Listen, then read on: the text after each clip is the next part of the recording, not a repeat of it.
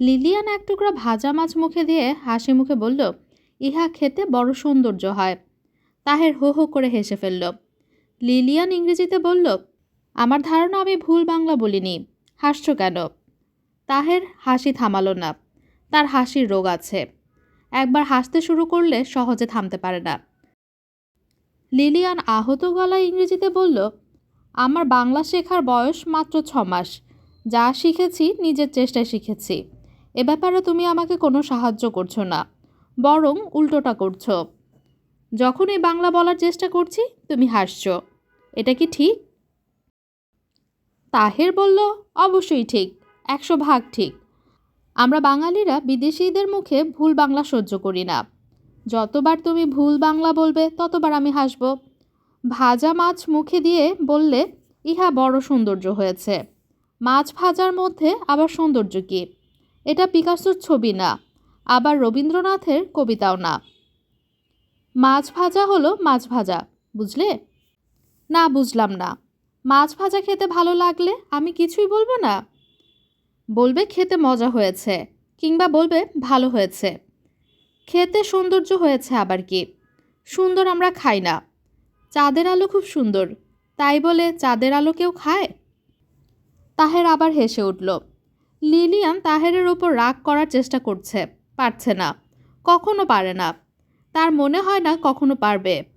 লিলিয়ানের বয়স 23, নেপলসের মেয়ে। তাহেরের সঙ্গে তার পরিচয় হয় ইয়েলোস্টোন পার্কে। পরিচয় পর্ব বেশ মজার।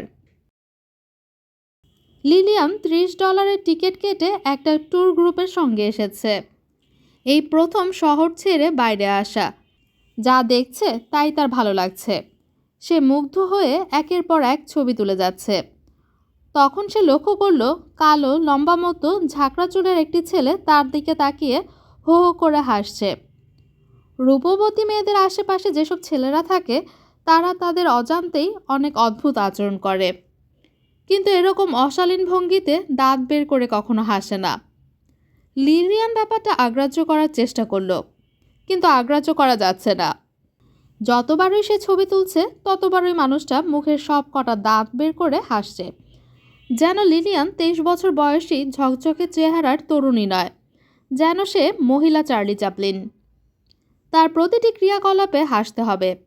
লিলিয়ান এগিয়ে গেল, বরফ শীতল গলায় বলল, আপনি হাসছেন কেন জানতে পারি? লিলিয়ানের গলা শুনে যে কোনো পুরুষ ঘাবড়ে যেত। এ ঘাবড়ালো না।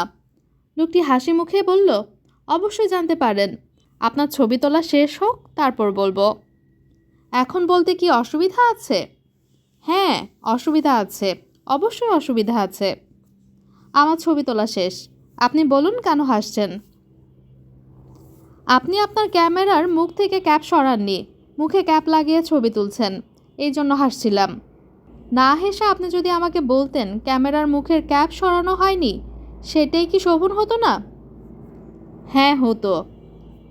বলতে বলতে তাহের আগের চেয়েও শব্দ করে হেসে উঠল। লিলিয়ান সরে এলো। সে জীবনে এত অপদস্থ হয়নি। তার রীতিমতো কান্না পাচ্ছে। ইচ্ছা করছে ক্যামেরাটা ওল্ড ফেইথফুলের পানিতে ছুঁড়ে ফেলতে। সাধারণ শিষ্টতা, সাধারণ ভদ্রতা কি তরুণী মেয়েরা পুরুষদের কাছ থেকে আশা করতে পারে না? লিলিয়ানের ইচ্ছা করছে খুব কঠিন কঠিন কথা মানুষটাকে শোনাতে, কিন্তু সে তা পারবে না। খুব রেগে গেলে সে গুছিয়ে কোনো কথা বলতে পারে না। সবচেয়ে ভালো হয় লিলিয়ান যদি তার হোটেলে ফিরে যেতে পারে। তা সম্ভব হবে না। সে যে গাইডেড ট্যুরে এসেছে তাদের মাইক্রোবাস ছাড়বে সন্ধ্যা মেলাবার পর। ইচ্ছা না করলেও সন্ধ্যা পর্যন্ত এখানে থাকতে হবে। ঘুরে ফিরে ওই লোকের সঙ্গে দেখা হবে, সেও নিশ্চয়ই সন্ধ্যা পর্যন্ত থাকবে। লিলিয়ানকে দেখা মাত্র দাঁত বের করে হাসবে। কত বিচিত্র মানুষই না পৃথিবীতে আছে। লিলিয়ান লক্ষ্য করল লোকটা তার দিকে আসছে, হাসি মুখে আসছে। লিলিয়ানের চোখ মুখ শক্ত হয়ে গেল, মুখে থুথু জমতে শুরু করলো। মানুষটাকে কোনো কঠিন গালি দিতে পারলে মন শান্ত হতো। লিলিয়ান জানে তা সে পারবে না। সবাই সব কিছু পারে না। লিলিয়ান কাউকে কড়া কথা বলতে পারে না। আমি আপনার কাছে ক্ষমা প্রার্থনা করবার জন্য এসেছি। লিলিয়ান স্থির চোখে তাকালো, কিছু বলল না। লোকটা নরম গলায় বলল, আমি যখন প্রথম এদেশে আসি তখন সস্তা ধরনের একটা ক্যামেরা তুলে খুব ছবি তুলছিলাম। যা দেখেছি মুগ্ধ হয়ে তারই ছবি তুলেছি। মজার ব্যাপার হলো সব ছবি তুলেছি ক্যামেরার ক্যাপ লাগিয়ে। আপনাকে দেখে পুরনো স্মৃতি মনে পড়ল। আপনি কি আমেরিকায় নতুন এসেছেন? না। ও আচ্ছা, তাহলে ক্যামেরা নতুন কিনেছেন। এই ধরনের ক্যামেরায় এই অসুবিধা হবেই। সুন্দর দৃশ্য দেখে উত্তেজিত হয়ে পড়বেন। ক্যামেরার ক্যাপ না খুলেই ছবি তুলবেন। আপনার যা করা উচিত তা হচ্ছে সিঙ্গেল লেন্স রিফ্লেক্স ক্যামেরা কেনা। একে বলে SLR। আপনার অযাচিত উপদেশের জন্য ধন্যবাদ। দয়া করে আমাকে একা থাকতে দিন। আমি কি আপনাকে বিরক্ত করছি? হ্যাঁ, করছেন। লোকটা চলে গেল, কিন্তু লিলিয়ানের মনে হলো সে আবার আসবে। সহজে তার সঙ্গ ছাড়বে না। এশিয়ান ছেলেগুলো মোটামুটি নিঃসঙ্গ জীবনযাপন করে। সুন্দরী মেয়েদের সঙ্গে কথা বলার সামান্যতম সুযোগও এরা ছাড়ে না। এও ছাড়বে না। চেষ্টা চালিয়েই যাবে। লোকটার সঙ্গে কথা বলাই উচিত হয়নি। লিলিয়ানের অনুমান মিথ্যা হলো না। বিকেলে লিলিয়ানদের দলের সবাই বসে কফি খাচ্ছে। ছেলেটি উপস্থিত। লিলিয়ানের কাছে গিয়ে হাসি মুখে বলল, আমি আপনার জন্য একটা ফিল কিনে এনেছি। লিলিয়ান কঠিন মুখে বলল, কেন? আমার কারণে আপনার ফিল্ম নষ্ট হয়েছে। আমি প্রথম থেকেই লক্ষ্য করছিলাম। আমার উচিত ছিল আপনাকে সতর্ক করা। তা করিনি, উল্টা মজা পেয়ে হেসেছি। অবশ্যই অপরাধ করেছি, কাজেই অপরাধের প্রায়শ্চিত্ত করছি। লিলিয়ান কঠিন মুখে বলল, অপরাধ কিছু না। আপনি আমার সঙ্গে গল্প করার লোভ সামলাতে পারছেন না। সুন্দর অজুহাত বানিয়ে এগিয়ে এসেছেন। আপনি ভুল বললেন। নিজেকে খুব রূপবতী ভাবছেন বলে এই সমস্যা হয়েছে। আপনি হয়তো আপনার দেশে কিংবা খোদ এই আমেরিকাতেই রূপবতী, কিন্তু আমাদের দেশের রূপের বিচারে রূপবতী নন। আপনাদের দেশে রূপবতী হবার জন্য কি গায়ের রং আপনার মতো কুচকুচে কালো হতে হয়? তা না। আমাদের দেশে রূপবতী মেয়েদের প্রথম শর্ত হলো তাদের চোখ সুন্দর হতে হয়। আমার চোখ সুন্দর না? না। আপনার চোখের মনে নীল। আমাদের দেশে বাদামি বা নীল চোখের তারার মেয়েদের বলে বিড়াল চোখা মেয়ে। এদের সহজে বর জোটে না। পুরুষরা এদের বিয়ে করতে চায় না। কি অদ্ভুত কথা! আপনি কোন দেশের মানুষ? দেশের নাম আপনাকে বলছি, কিন্তু দয়া করে দেশের নাম শুনে ঠোঁট উল্টে বলবেন না, এই দেশ আবার কোথায়। এই জাতীয় কথা যখন কেউ বলে অসম্ভব রাগ লাগে। আমার দেশের নাম বাংলাদেশ। নাম শুনেছেন? না। নাম না শোনার অপরাধ আমি ক্ষমা করলাম, যদিও ক্ষমা করা উচিত হচ্ছে না। যাই হোক, আমি কি আপনার পাশে বসতে পারি? বিড়াল চোখা মেয়ের পাশে বসে কি করবেন? আপনার সঙ্গে এক কাপ কফি খাবো, তারপর চলে যাব। বসুন। আপনার নাম কি জানতে পারি? Lilian grey. আমার নিজের নামটা কি আপনাকে বলতে পারি? লিলিয়ান চুপ করে রইল। মানুষটা সাহস দেখে সে বিস্মিত হচ্ছে। লোকটা হাসি মুখে বলল, আমার নাম তাহের। আপনি যেমন লিলিয়ান গ্রে, তেমনি গায়ের রঙের সঙ্গে মিলিয়ে আমাকে তাহের ব্ল্যাক বলে ডাকা যায়। আমি সম্প্রতি আইওয়া বিশ্ববিদ্যালয় থেকে ডাক্তারি পাশ করেছি। আমার ফিল্ড অফ স্পেশালাইজেশন হচ্ছে চোখ। আমি ডাক্তারি পড়ছি। ভবিষ্যতে চোখের ডাক্তার হব। ভালো। চোখের ডাক্তার হিসেবে আপনার নীল চোখ সম্পর্কে আমি আপনাকে মজার একটা তথ্য দিতে পারি। তথ্যটা হচ্ছে, বয়সের সঙ্গে সঙ্গে আপনার চোখ কিন্তু কালো হতে থাকবে, নীল থাকবে না। কেন? চোখের পিগমেন্টগুলো বয়স বাড়ার সঙ্গে সঙ্গে বড় হতে থাকে। চোখের রং নির্ভর করে পিগমেন্টের সাইজের উপর। সাইজ বড় হলে রং কালো হয়ে যাবে। এক ধরনের টিন্ডাল ইফেক্ট। কখন চোখ কালো হবে?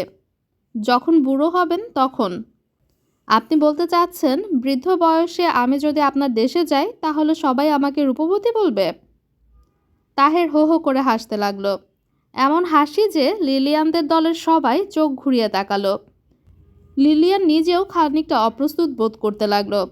হাসতে হাসতে তাহেরের চোখে পানি এসে গেল। সে রুমাল দিয়ে চোখ মুছতে মুছতে বলল, সরি, আমি একটু বেশি হাসি। আমার হাসি রোগ আছে। একবার হাসতে শুরু করলে থামতে পারি না। পুরো 1 ঘন্টা 23 মিনিট ক্রমাগত হাসার আমার একটি ব্যক্তিগত রেকর্ড আছে। গিনিস রেকর্ড কত তা অবশ্য জানি না। হাসি ছাড়া আর কি রোগ আছে? ঘুম রোগ আছে। ঘুম রোগটা কি? একবার ঘুমিয়ে পড়লে সহজে আমার ঘুম ভাঙে না। খুব আনকমন রোগ কিন্তু না, অনেকেরই এই রোগ আছে। আমারটা আনকমন, উদাহরণ দিলে বুঝতে পারবেন। 2 বছর আগে আমি লস অ্যাঞ্জেলেসে ছিলাম, হোস্টেলে থাকি। একবার ভূমিকম্প হলো। ভূমিকম্পের নিয়ম হচ্ছে প্রথম একটা ছোট দুলুনি হয়, তারপর হয় বড় দুলুনি। প্রথম দুলুনির পর আমার বন্ধু বান্ধবরা আমার ঘুম ভাঙানোর প্রাণপণ চেষ্টা করলো, কোনো লাভ হলো না। শেষে ওরা আমাকে চ্যাংদোলা করে বাইরে নিয়ে ফুটপাতে শুয়ে রাখলো। আমার ঘুম ভেঙেছে ভোরে। জেগে দেখে আমি একটা হাই ট্রেন্ডের পাশে শুয়ে আছি। লিলিয়ান খিলখিল করে হেসে উঠল। লিলিয়ানের সঙ্গীরা আবারও ফিরে তাকালো। তাহের বলল, আমরা বোধহয় ওদের ডিস্টার্ব করছি, একটু দূরে গেলে কেমন হয়? ভালো হয় না, আমাদের যাত্রার সময় হয়ে গেছে, আমি এখন উঠব। আমার সঙ্গে গাড়ি আছে, আমি আপনাকে পৌঁছে দিতে পারি। ধন্যবাদ, অপরিচিত কারো গাড়ি আমি চড়ি না। শুরুতে অপরিচিত ছিলাম, এখন নিশ্চয়ই অপরিচিত না। আপনি আমার নাম জানেন, আমি আপনার নাম জানি। লিলিয়ান কঠিন মুখে বলল, আপনি শুধু শুধু আমার সঙ্গে ভাব জমানোর চেষ্টা করছেন। আপনার গাড়িতে আমি যাব না। লিলিয়ান তার সঙ্গীদের দিকে রওনা হলো। একবার তার ইচ্ছা করল পিছন ফিরে মানুষটির মুখের বিব্রত ভঙ্গিটা দেখে। অনেক কষ্টে সে এই লোভ সামলালো। মনে মনে ভাবল, ভালো শিক্ষা হয়েছে। কাউকে শিক্ষা দেবার এটা সবচেয়ে ভালো টেকনিক। প্রথমে কিছুটা প্রশ্রয় দিতে হয়, তারপর ছুঁড়ে ফেলতে হয় আস্তা করে। আশ্চর্য স্পর্ধা। ফিল্ম কিনে নিয়ে এসেছে। $2.5 দামের একটা উপহার কিনে মনে মনে ভেবেছে অনেক দূরে গিয়ে যাবে। লিলিয়ান ডরমেটরিতে থাকে না, রুমিং হাউসে থাকে। রুমিং হাউসগুলো ইউনিভার্সিটির কোনো ব্যাপার না, ব্যক্তি মালিকানায় চলে। বাড়িওয়ালারা সস্তায় ভাড়া দেয় রুমিং হাউসে। শুধু থাকার ব্যবস্থা, রান্না করার ব্যবস্থা নেই, কারণ কিচেন নেই, কমন বাথরুম। মাসে $40 এর চেয়ে ভালো কিছু আশা করাও অবশ্য অন্যায়। এর চেয়ে বেশি খরচ করে ডরমেটরিতে জায়গা নেয়া লিলিয়ানের সাধ্যের বাইরে। পিকনিক করতে এসে $50 খরচ হয়ে গেছে। এই মাসটা তার কষ্টে যাবে। কয়েকটা বই কেনা দরকার, এ মাসে কেনা হবে না। ভেবেছিল মার জন্মদিন উপলক্ষে মাকে লং ডিস্টেন্স কল করবে, তাও সম্ভব হবে না। 3 মিনিট কথা বলতেই লাগে $18। তাছাড়া মার সঙ্গে 3 মিনিট কথা বলাও যাবে না। একবার টেলিফোন হাতে পেলে তিনি ছাড়বেন না, রাজ্যের কথা বলতে থাকবেন। লিলিয়ান যদি বলে, এখন রাখি মা, বিল উঠছে, মা বলবেন, আর একটু, জরুরি কথাটাই বলা হয়নি। তোর পৌজার চাচা ওই দিন কী করেছে শোন। ওই লোকটার আক্কেল বলে এক জিনিস এখনো হলো না। এদিকে তার ডেন্টিস্ট বলেছে তার নাকি 3টা আক্কেল দাঁত। এমন কথা শুনেছিস কখনো? 3টা আক্কেল দাঁত? বিছানায় এপাশ ওপাশ করে লিলিয়ানের ঘুম এলো শেষ রাতে। ঘুম আসার প্রায় সঙ্গে সঙ্গে সে একটা অদ্ভুত স্বপ্ন দেখল। সে অপরিচিত একটা নদীর পাড়ে দাঁড়িয়ে আছে। বিশাল নদী, পানিতে কানায় কানায় ভর্তি। নদীর ওপাশে বন, সব জোছনায় থই থই করছে। হঠাৎ মাঝ নদীতে কালো মতন কি একটা দেখা গেল, প্রবল স্রোতের টানে ভেসে যাচ্ছে। লিলিয়ান দেখতে পারছে না, তবু পরিষ্কার বুঝতে পারছে নদীর স্রোতে যে জিনিসটা ভেসে যাচ্ছে তা হচ্ছে একটা মৃতদেহ। মৃতদেহটা লিলিয়ানের চেনা, খুব চেনা। মৃত মানুষ প্রশ্নের জবাব দেয় না। তবু লিলিয়ান চিৎকার করে উঠল, কে কে কে? স্বপ্নে সবই সম্ভব। মৃতদেহ কথা বলল, অনেক কষ্টে পানির ওপর উঠে বসল। ক্ষীণ গলায় বলল, লিলিয়ান আমি।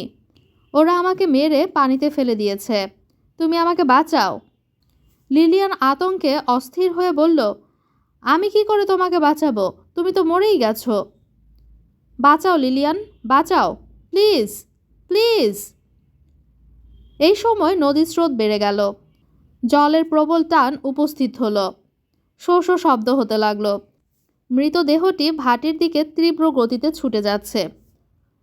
অনেক অনেক দূর থেকে সে ডাকছে, লিলিয়ান লিলিয়ান।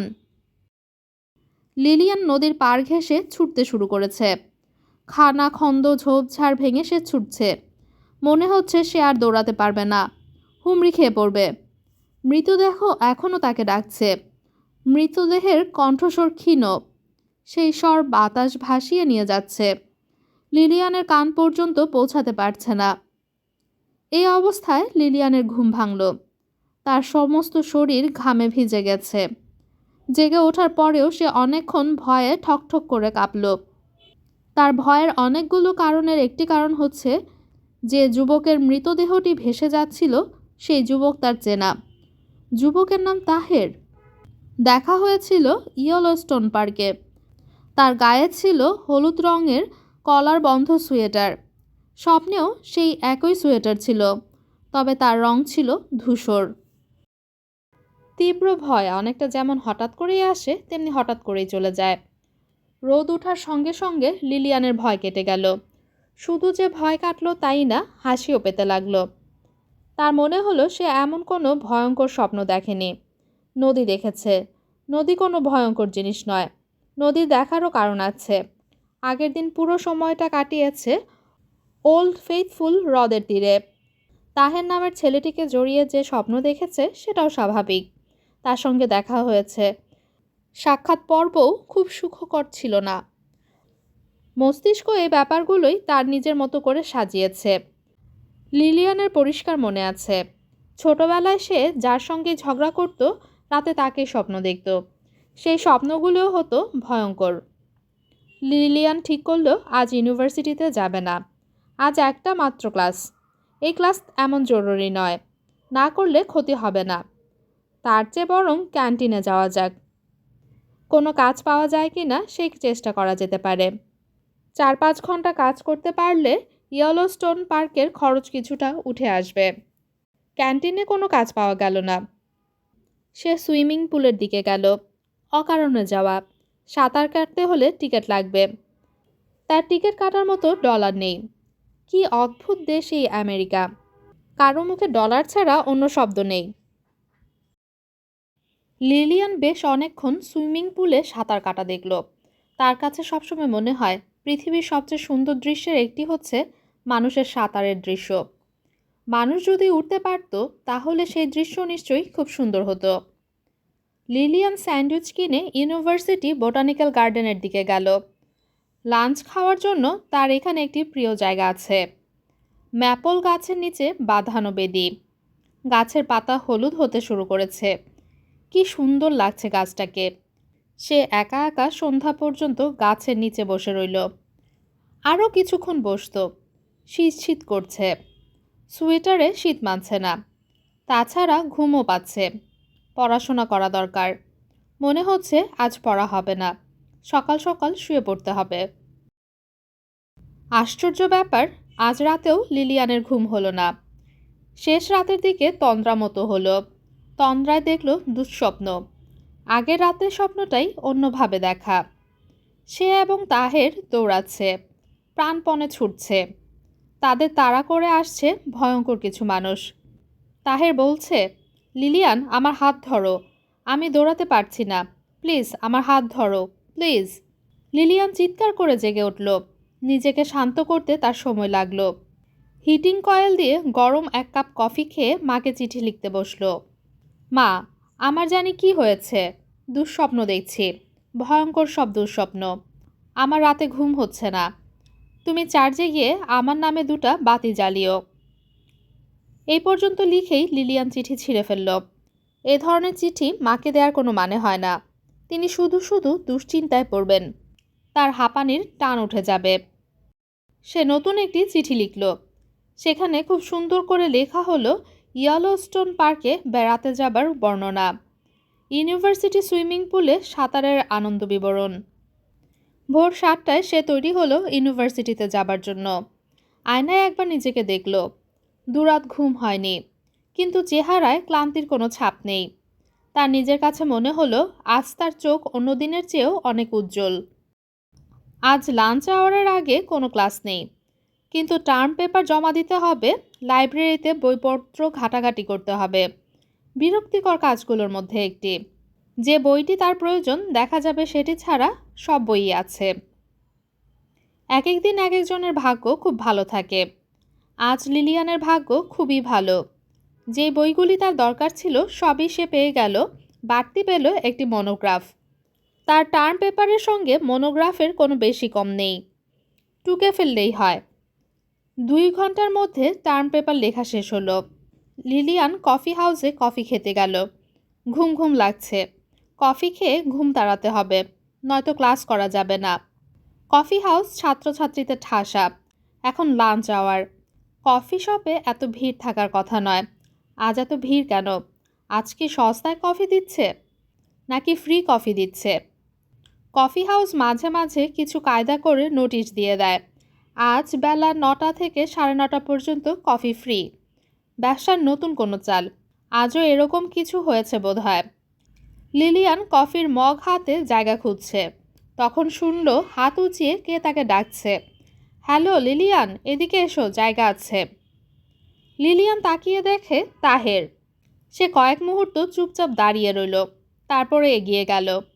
তাহের হাসি মুখে বলল, এত তাড়াতাড়ি তোমার দেখা পাবো ভাবিনি। তুমি কি এই ইউনিভার্সিটিরই ছাত্রী?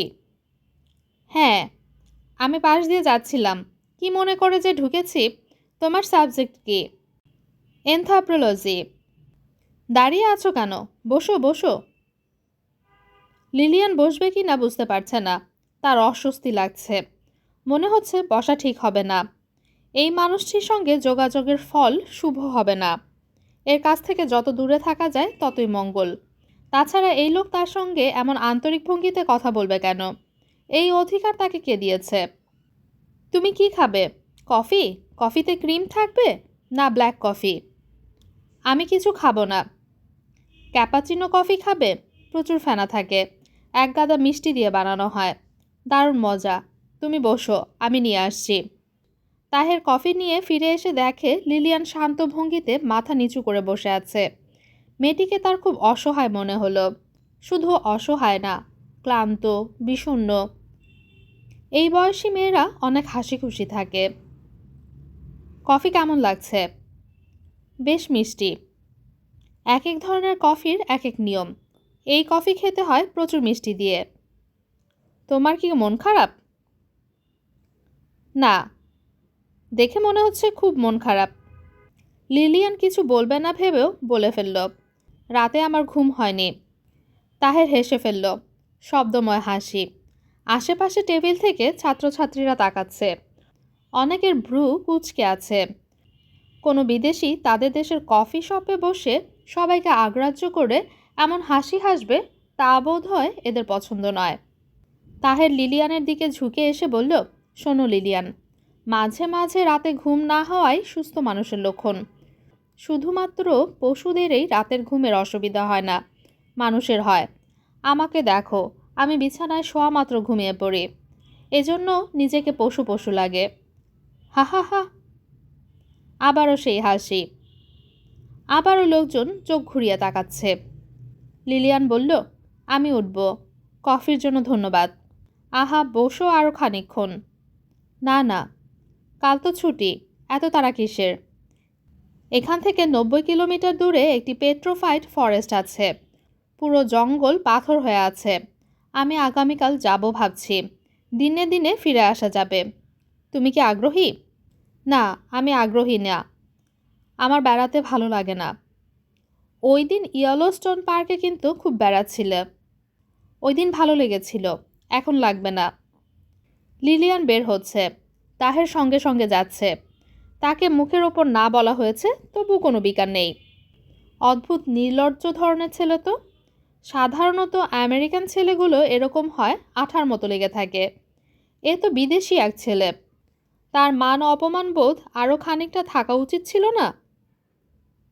লিলিয়ান বলল, আর আসতে হবে না, আমি যাচ্ছি। তাহের বলল, আবার দেখা হবে, ভালো থাকো। রাত জেগে জেগে তুমি যে উচ্চ শ্রেণীর মানব সন্তান তা প্রমাণ করতে থাকো। হা হা হা। ভালো কথা, তুমি কি আমার টেলিফোন নাম্বার রাখবে? রাতে দুঃস্বপ্ন দেখলে টেলিফোন করতে পারো। আমি অন্যের টেলিফোন নাম্বার রাখি না। অন্যের টেলিফোন নাম্বারই তো রাখতে হয়, নিজেরটা তো মনেই থাকে। হা হা হা। আমি যাচ্ছি। লিলিয়ান দ্রুত করিডোরে চলে এলো। সে এমনিতেই দ্রুত হাঁটে, আজ আরও দ্রুত হাঁটছে। মেমোরিয়াল ইউনিয়নের বাইরে এসে হাত ছাড়ল। পেছনে ফিরে তাকালো। তাহেরকে দেখা যাচ্ছে না। নাছোড়বান্দা হয়ে সে যে পেছন পেছন আসেনি, এতে লিলিয়ান আনন্দিত। লিলিয়ান তার অ্যাপার্টমেন্টে ফিরল না। কাঁধে ব্যাগ ঝুলিয়ে হাঁটতে বের হলো। আর সারাদিন সে হাঁটবে। হেঁটে হেঁটে এমন ক্লান্ত হবে যে বিছানায় শোয়া মাত্র ঘুমিয়ে পড়বে। ঘুমোতে যাবার আগে হট শাওয়ার নেবে। এক গ্লাস আগুন গরম দুধ খাবে। বিছানায় নতুন চাদর বিছিয়ে রাখবে। তার ঘুমের সমস্যা আছে। এক রাত ঘুম না হলে পরপর কয়েক রাত ঘুম হয় না। বেশিক্ষণ হাঁটতে হলো না। অল্প হেঁটেই লিলিয়ান ক্লান্ত হয়ে পড়ল। হলগুলিতে ঘুরতে এখন আর ভালো লাগছে না। ইচ্ছা করছে অ্যাপার্টমেন্টে ফিরে বিছানায় শুয়ে পড়তে। এখন বিছানায় যাওয়াটা হবে বিপজ্জনক। খানিকক্ষণ ঘুম হবে, কিন্তু রাতটা কাটবে অঘুম। Lilian sandwich কিনল। পার্কে বসে একা একা খেলো। একা একা খাওয়া খুব কষ্টের। খাবার সময় একজন কেউ পাশে থাকা দরকার, যে প্রয়োজনে অপ্রয়োজনে কথা বলবে, হাসবে। লিলিয়ানের এমন কেউ নেই। কোনোদিন কি হবে? প্রিয় একজন কি পাশে থাকবে? কে হবে সেই মানুষটি? চার্চের পাদ্রী মাথায় হলি ওয়াটার ছিটিয়ে বুকে ক্রস স্পর্শ করে বলবেন, তোমাদের দুজনকে আমি স্বামী স্ত্রী হিসেবে ঘোষণা করলাম। মৃত্যু এসে তোমাদের বিচ্ছিন্ন না করা পর্যন্ত একজন থাকবে অন্যের পাশে, সুখে দুঃখে, আনন্দ বেদনায়। Till death do you part. লিলিয়ানের চোখে পানি এসে যাচ্ছে। সে পার্কের অপরূপ দৃশ্যের দিকে তাকিয়ে নিজেকে শান্ত করার চেষ্টা করল। মন শান্ত হচ্ছে না। সে এক ধরনের হাহাকার বোধ করছে। মনে হচ্ছে এই অপরূপ দৃশ্য একা দেখবার নয়, দুজনে মিলে দেখার। লিলিয়ান অ্যাপার্টমেন্টে ফিরল সন্ধ্যা মেলাবার পর। ক্লান্তিতে তার শরীর ভেঙে পড়ছে। মনে হচ্ছে এক সেকেন্ডও সে জেগে থাকতে পারবে না। হট শাওয়ার নেওয়া, গরম দুধ খাওয়া, বিছানার চাদর বদলানো কিছুই তার পক্ষে সম্ভব নয়। সে দরজা বন্ধ করে বিছানায় শুয়ে পড়ল। সে প্রায় সঙ্গে সঙ্গেই ঘুমিয়ে পড়ল। গাঢ় গভীর ঘুম, যে ঘুমের সময় মানুষ থাকে না, পাথরের মতো হয়ে যায়। গভীর ঘুমের স্বপ্নগুলি অন্যরকম হয়। স্বপ্ন আর স্বপ্ন থাকে না, হালকা অস্পষ্ট কিছু লজিকবিহীন এলোমেলো ছবি। গাঢ় ঘুমের স্বপ্ন স্পষ্ট, যুক্তি নির্ভর। আজ লিলিয়ান দেখল গাঢ় ঘুমের স্বপ্ন। স্বপ্নে সে এবং তাহের পাশাপাশি দুজন শুয়ে আছে। তাহের ঘুমোচ্ছে, সে জেগে আছে। ঘুমের মধ্যে তাহের অস্ফুষ্ট শব্দ করল। লিলিয়ান হাত রাখল তাহেরের গায়ে। হাত ভেজা ভেজা লাগছে। সে চোখের সামনে হাত মেলে ধরল। হাত রক্তে লাল। সে চেঁচিয়ে উঠল। লিলিয়ানের ঘুম ভাঙল নিজের চিৎকারে। বাকি রাত সে ঘুমোলো না, জেগে বসে রইল। ভোরবেলা টেলিফোন করল মাকে। কেমন আছো মা? আমি ভালো আছি। তোর গলা এমন শোনাচ্ছে কেন? তোর কি হয়েছে? কদিন ধরে আমি খুব দুঃস্বপ্ন দেখছি। কি দুঃস্বপ্ন? ভয়ঙ্কর সব দুঃস্বপ্ন। একটা বিদেশি ছেলেকে নিয়ে দুঃস্বপ্ন। এই ছেলের সঙ্গে কি তোর পরিচয় আছে? না, 2 দিন কথা হয়েছে। কীরকম কথা? সাধারণ কথা মা, তেমন কিছু না। ছেলেটার মধ্যে নিশ্চয়ই এমন কিছু আছে যা দেখে তুই ভয় পেয়েছিস। তেমন কিছু নেই মা, ছেলেটা ভালো। 2 দিনের আলাপে কি করে বুঝলি ছেলে ভালো? লিলিয়ান জবাব দিল না। তার মা কয়েকবার বললেন, হ্যালো হ্যালো লিলিয়ান, শুনতে পাচ্ছিস? আমি তো কিছুই শুনতে পাচ্ছি না। Hello hello. লিলিয়ানের সবচেয়ে ছোট বোন রওনি কাঁদছে। রান্নাঘরে মা নিশ্চয়ই কল ছেড়ে রেখেছে, পানি পড়ার শব্দ আসছে। Hello Lilian, hello. টেলিফোনটায় কি হলো? কিছু শুনতে পাচ্ছি না। লিলিয়ান বলল, মা, রওনি কাঁদছে, তুমি ওকে দেখো। আমি টেলিফোন রাখলাম। না না, টেলিফোন রাখিস না। তুই আমার কথা শোন মা। তুই একজন ভালো ডাক্তার দেখা। টাকা যা লাগে লাগুক। আমি যেভাবেই হোক ডলার পাঠাবো। কিছুদিন পর পর তুই এমন দুঃস্বপ্ন দেখিস, এটা ভালো কথা না। টেলিফোন রাখলাম মা। না না। লিলিয়ান টেলিফোন রাখল না। কানে লাগিয়ে চুপচাপ দাঁড়িয়ে রইল। এখনও রনির কান্না শোনা যাচ্ছে। বাথরুমের ট্যাপ দিয়ে পানি পড়ার শব্দ আসছে। কেউ একজন বোধহয় এসেছে তাদের বাড়িতে। কলিং বেল টিপছে। ক্রমাগত বেল বাজছে। লিলিয়ানের মা কাঁদো কাঁদো গলায় বলে যাচ্ছেন, হ্যালো লিলিয়ান, হ্যালো। কি হলো টেলিফোনটায়? কোনো কথা শুনতে পাচ্ছি না। Operator, hello operator. লিলিয়ান মার কথা আগ্রাহ্য করল না, কোনোদিন করেও না। সে একজন সাইকিয়াট্রিস্টের সঙ্গে কথা বলতে গেল। ইউনিভার্সিটির সাইকিয়াট্রিস্ট। এরা বলে স্টুডেন্ট কাউন্সিলর। ছাত্রছাত্রীদের নানান ধরনের সমস্যা নিয়ে এরা কথা বলেন। এক সময় ছাত্রছাত্রীদের সমস্যা ছিল পড়াশোনা কেন্দ্রিক কোর্স ভালো লাগছে না, গ্রেড খারাপ হচ্ছে, এ জাতীয়। এখনকার সমস্যা বেশিরভাগই মানসিক, যে কারণে স্টুডেন্ট কাউন্সিলরদের মধ্যে অন্তত একজন থাকেন সাইকিয়াট্রিস্ট। লিলিয়ান যার কাছে গেল তার নাম ভার্মান, ডাক্তার এঙ্গেলস ভার্মান। ভদ্রলোক ভারিক্কি ধরনের বেটে খাটো মানুষ। তার মুখ ভর্তি দাড়ি গোঁফ, চুল দাড়ি সবই পাকা। ফর্সা গায়ের রঙের সঙ্গে চুলের রং মিলেমিশে একাকার হয়ে গেছে। চোখে মোটা ফ্রেমের চশমাটা ঝুলে আছে নাকের ওপর। ভদ্রলোক তাকালেন চশমার ফ্রেমের উপর দিয়ে। লিলিয়ানের মনে হলো ভদ্রলোকের চোখ সুন্দর। তিনি তাকাচ্ছেন মমতা নিয়ে। ডাক্তাররা যখন রোগীর দিকে তাকান তখন রোগটাকে দেখার চেষ্টা করেন, মানুষটাকে নয়। এই ডাক্তার মানুষটাকে দেখার চেষ্টা করছেন। লিলিয়ান বলল, good morning doctor Engels Verman. Good morning little miss. আমার নাম Lillian. Good morning little miss Lillian. Good morning sir. বলো তো লিলিয়ান, তুমি কেমন আছো? আমি খুব ভালো নেই। শুনে খুশি হলাম। সারাক্ষণ ভালো থাকা কোনো কাজের কথা না। তোমরা যদি সারাক্ষণ ভালো থাকো তাহলে আমরা কি করব? তোমার সমস্যা কি তা এখন বলো, সহজভাবে বলো, খোলাখুলি বলো। আমার ঘুম হচ্ছে না। এটা কোনো সমস্যাই না। ঘুম না হলে 1,00,000 ধরনের ঘুমের ওষুধ আছে। আর কি সমস্যা? ঘুমোলেই দুঃস্বপ্ন দেখি।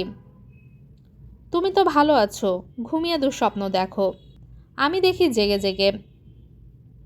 চারদিকে যা দেখছি সবই দুঃস্বপ্ন। গতকাল কি হয়েছে শোনো। সাবওয়ে দিয়ে আসছি।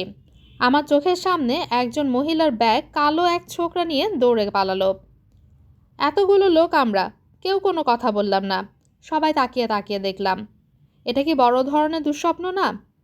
আপনিও কিছু বলেননি? না, আমি হচ্ছে অবজারভার। আমি বসে বসে দেখেছি। লিলিয়ান বলল, অন্যরাও হয়তো আপনার মতো কোনো অজুহাত তৈরি করে বসেছিল। ডাক্তার এঙ্গেলস ভার্মান হাসতে হাসতে বললেন, তুমি বুদ্ধিমতী মেয়ে। তোমার কোনো সমস্যা থাকার কথা না। সমস্যা হয় কম বুদ্ধির মানুষদের। এরা কিছু বুঝতে চায় না। কিন্তু তুমি বুঝবে। যুক্তি দিয়ে বোঝালে বুঝবে।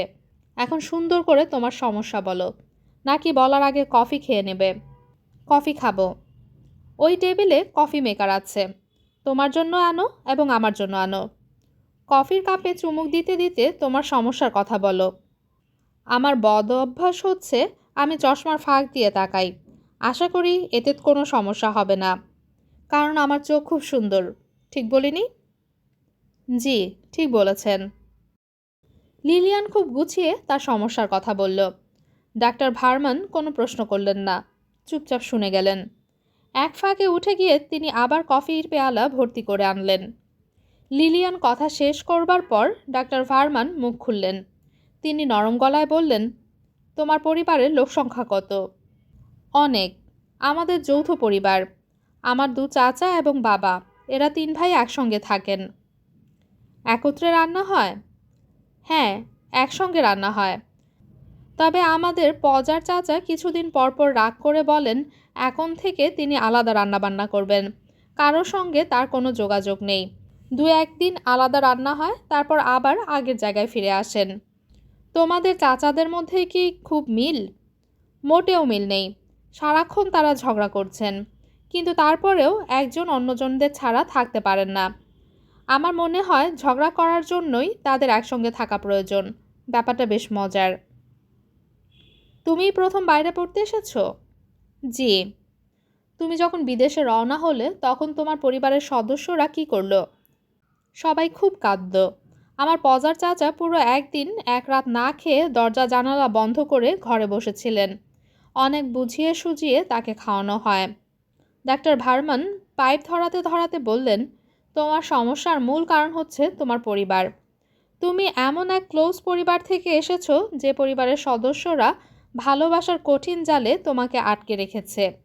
তুমি জাল ছিঁড়তে চাচ্ছ, পারছো না। আপনি ভুল বললেন, আমি জাল ছিঁড়তে চাচ্ছি না। তুমি চাচ্ছ, কিন্তু তোমার মন তাতে সায় দিচ্ছে না। তোমার মনে একই সঙ্গে দুটি বিপরীত ধারা কাজ করছে। একটি ধারা তোমাকে জাল কেটে বের হয়ে আসতে বলছে, অন্যটি তা করতে দিচ্ছে না।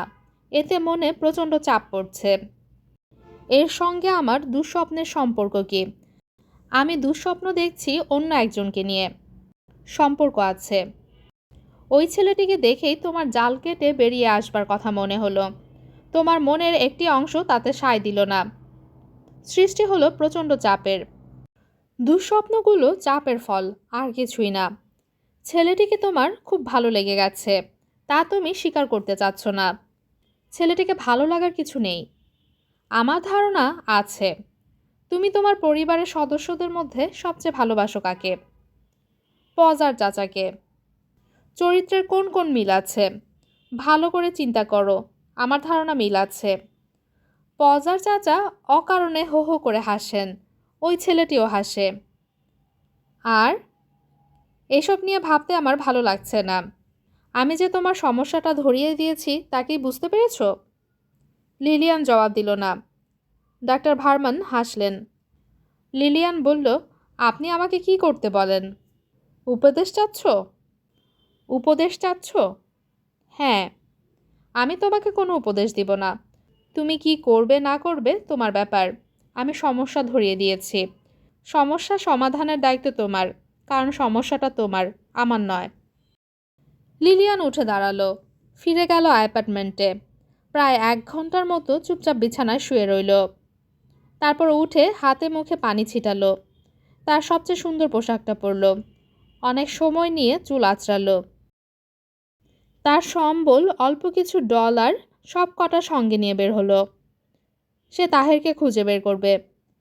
এই শহরের মেডিকেল স্কুলের একজন বিদেশি ছাত্রের ঠিকানা বের করা কঠিন হবার কথা না। তবে লিলিয়ান প্রথমে গেল ডাউনটাউনে এক ফুলের দোকানে। $10 দিয়ে সে 25টা চমৎকার গোলাপ কিনল। আধ ফোটা গোলাপ, আগুনের মতো টকটকে রং। চিরকাল ছেলেরাই মেয়েদের জন্য ফুল কিনেছে। মাঝে মধ্যে নিয়মের হেরফের হলে কিছু যায় আসে না। কলিং বেল টেপার সঙ্গে সঙ্গেই দরজা খুলে গেল। তাহের খুব স্বাভাবিক গলায় বলল, এসো লিলিয়ান। তার কথা বলার ভঙ্গি থেকে মনে হওয়া অস্বাভাবিক না যে সে লিলিয়ানের জন্যই অপেক্ষা করছিল। লিলিয়ান বলল, আমি যে এখানে আসব তা কি আপনি জানতেন? তাহের বলল, জানব কি করে, আগে তো বলনি। আমাকে দেখে অবাক হননি? আমি এত সহজে অবাক হই না। ছোটবেলায় বাবার সঙ্গে রিকশা করে যাচ্ছিলাম। হঠাৎ বাবা রিকশা থেকে পড়ে গেলেন।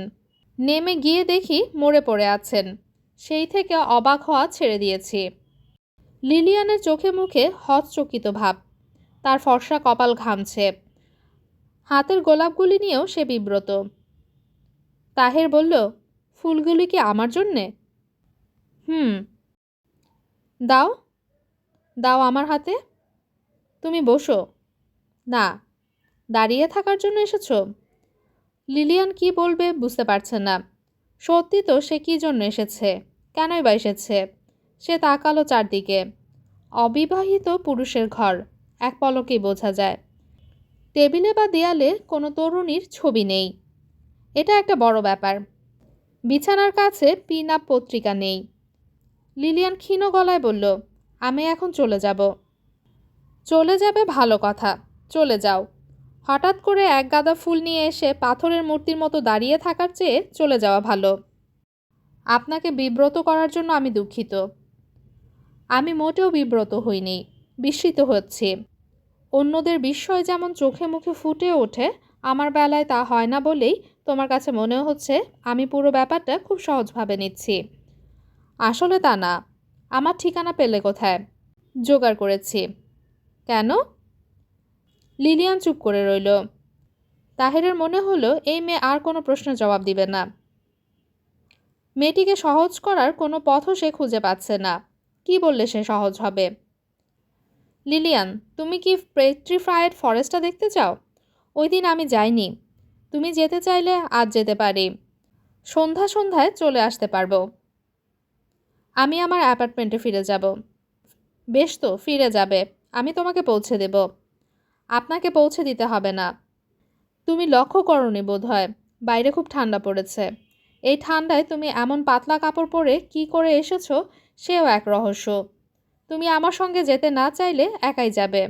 আমার একটা ওভারকোট আছে, সেটা গায়ে চাপিয়ে চলে যেতে পারবে। নাকি আমার ওভারকোটও গায়ে দেবে না?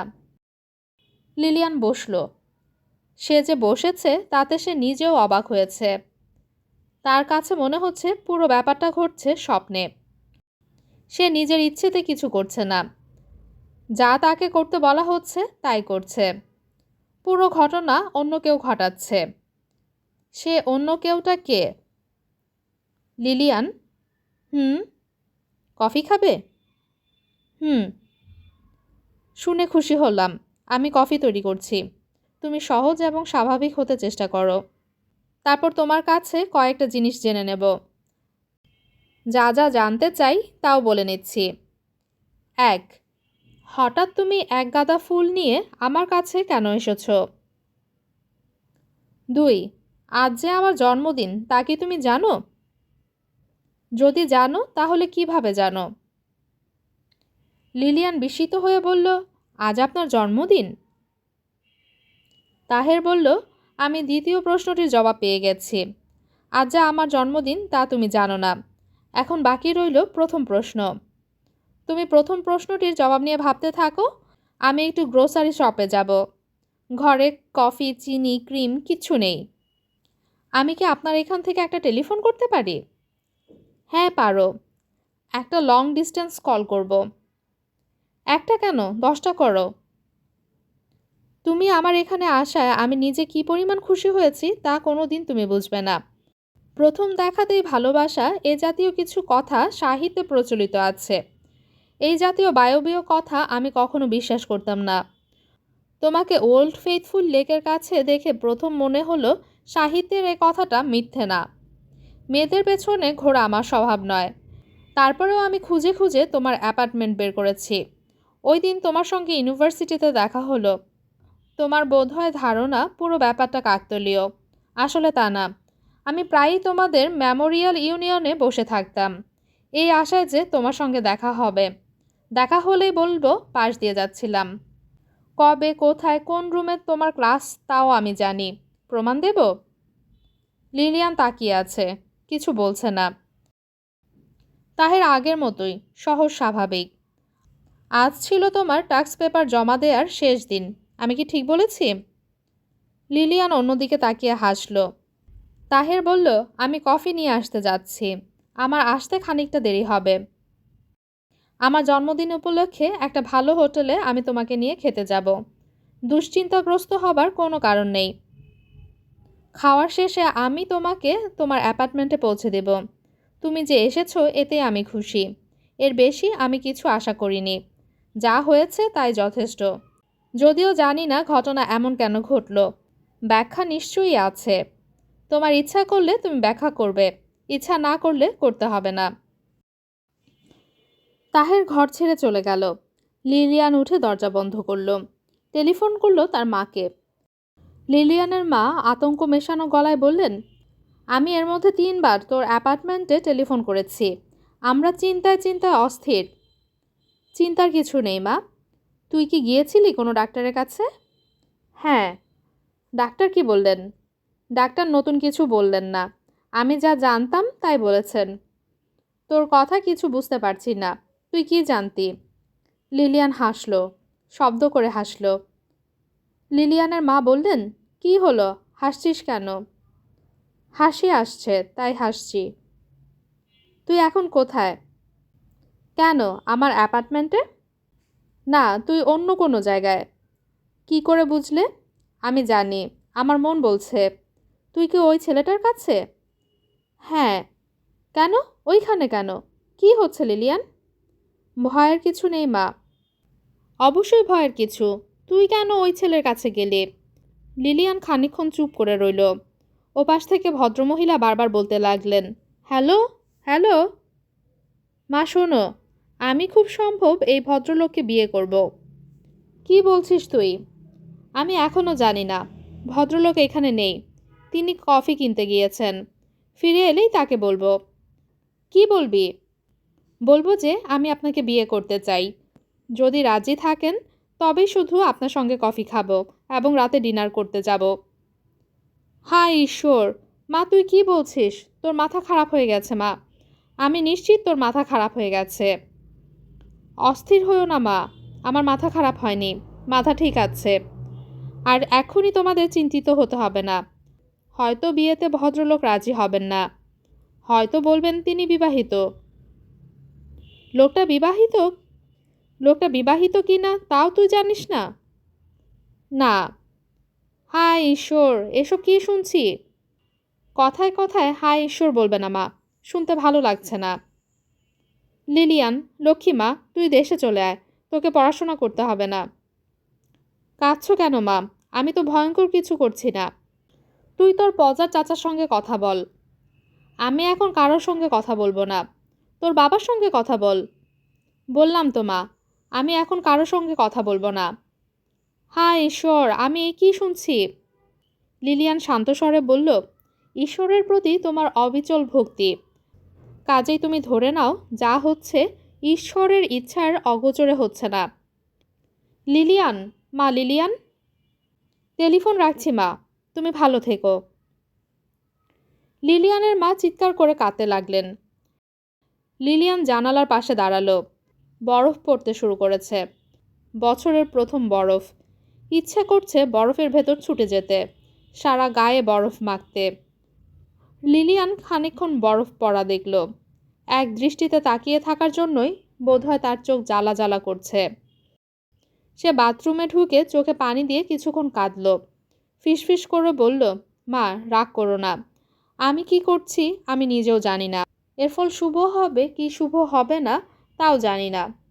শুধু একটা জিনিস জানি, আমৃত্যু আমাকে অচেনা অজানা এই ছেলেটির সঙ্গে থাকতে হবে। এর থেকে আমার মুক্তি নেই। কিংবা কে জানে, আমার মুক্তি হয়তো বন্ধনের ভেতরেই ঘটবে। দরজায় কলিং বেল বাজছে। লিলিয়ান দরজা খুলে দিল।